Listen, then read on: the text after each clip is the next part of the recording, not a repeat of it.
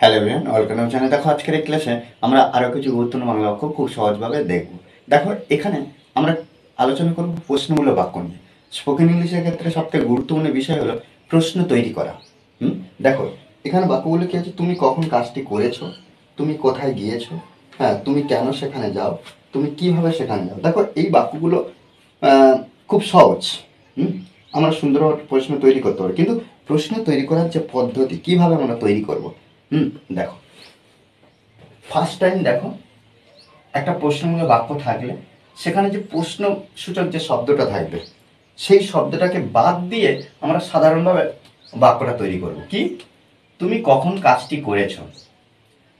দেখো এই যে কখন, এটাকে যদি আমরা এই মুহূর্তে বাদ দিই আর প্রশ্নমূলকটা চিহ্ন বাদ দিই, তাহলে কি হচ্ছে, তুমি কাজটি করেছো। তাহলে আমরা এই যে তুমি কাজটি করেছো এটাকে আমরা ট্রান্সলেট করব কি, you have done the work. You have done the work, তুমি কাজটি করেছো। প্রশ্নকে দুভাগে ভাগ করা যায়, একটা ইয়েস নো কোশ্চেন, একটা ডবল কোশ্চেন।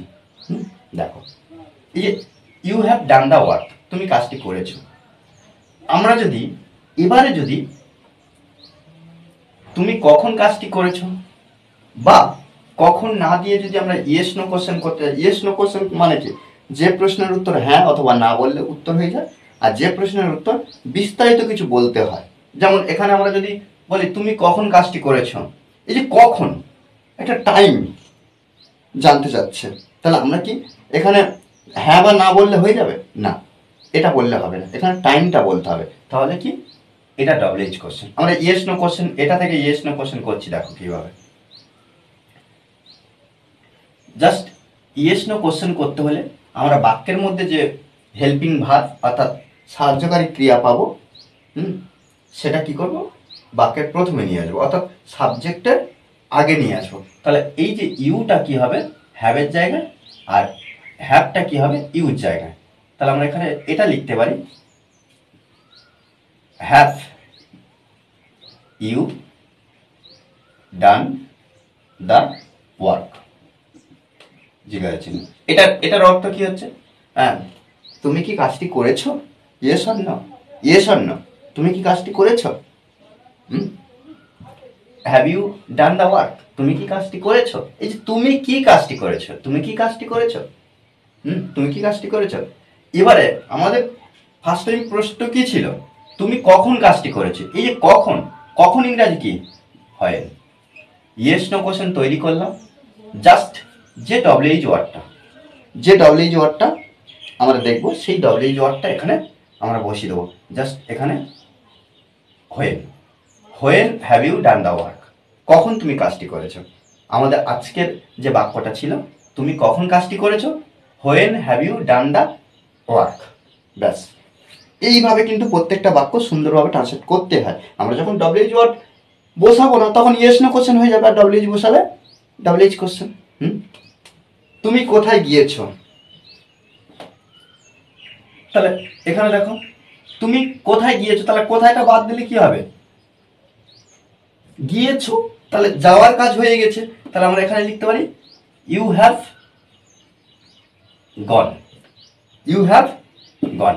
এটা একটা সাধারণ বাক্য, আমরা কোথায় বাদ দিয়েছি আর জিজ্ঞাসা চিহ্ন বাদ দিয়েছি। এবার যখন কোথায় আর জিজ্ঞাসা চিহ্ন নেবো তখন কি হবে, হয় কোথায়, কোথায়, কোথায় ইংরেজি কি, হোয়ার, হোয়ার। আর এটা যেমন করেছি সাবজেক্ট কি করবো, হ্যাভের জায়গায় হ্যাভটা সাবজেক্টের জায়গায়, তাহলে হোয়ার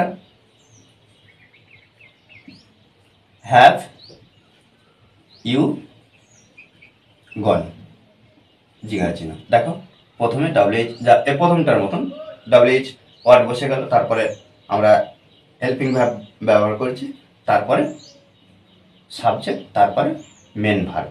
আর এখানে মেন ভার্বের থ্রি, মেন ভার্বে, মেন ভার্বে, মেন ভার্বের থ্রি, এটাও ভি3, তারপর অন্যান্য কিছু ছিল তাই বসিয়েছি।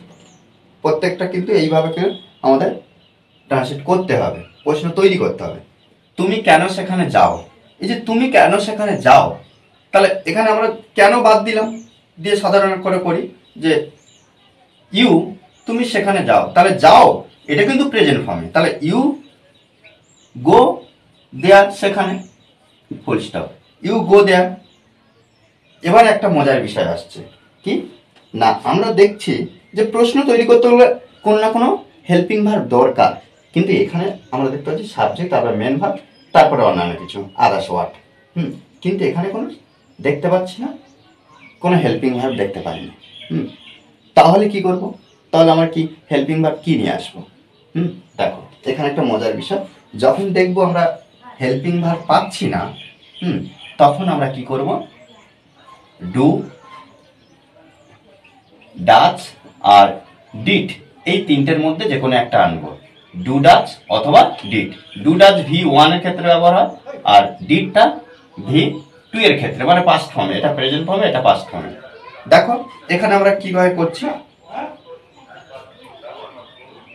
এই যে ভার্ব, এই ভার্বকে যদি এইরকম ভাবে তিনটে ফর্মে আমরা নিয়ে আসি, দেখো এই যে গো, তো গো আমরা লিখতে পারি গোজ আর ওয়েন্ট পাস্ট ফর্মে।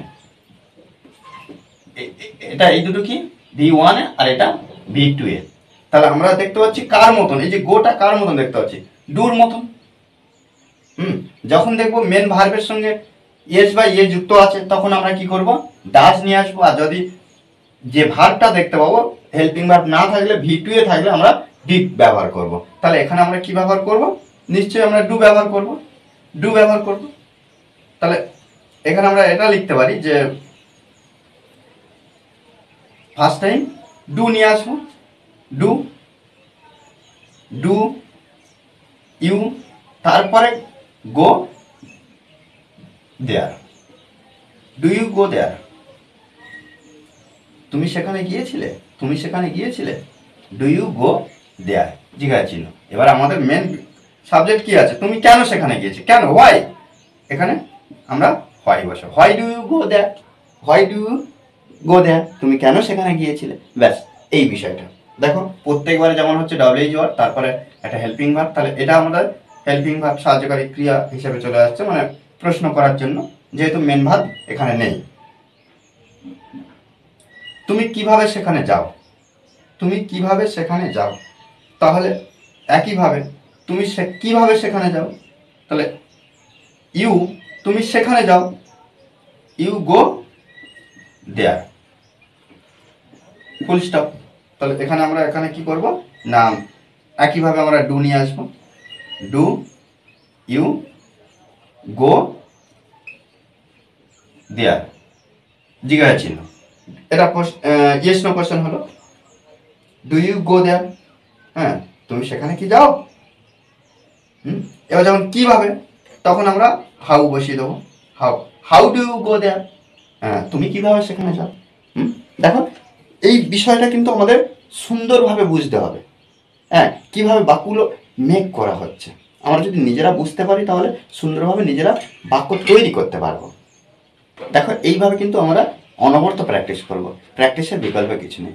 ওকে, আর এই ক্লাসটি যদি ভালো লাগে অবশ্যই লাইক কমেন্ট শেয়ার, আর যারা এখনো পর্যন্ত এই চ্যানেলটি সাবস্ক্রাইব করেননি তারা অবশ্যই চ্যানেলটি সাবস্ক্রাইব করে পাশে থাকবেন। Okay, thanks for watching this video.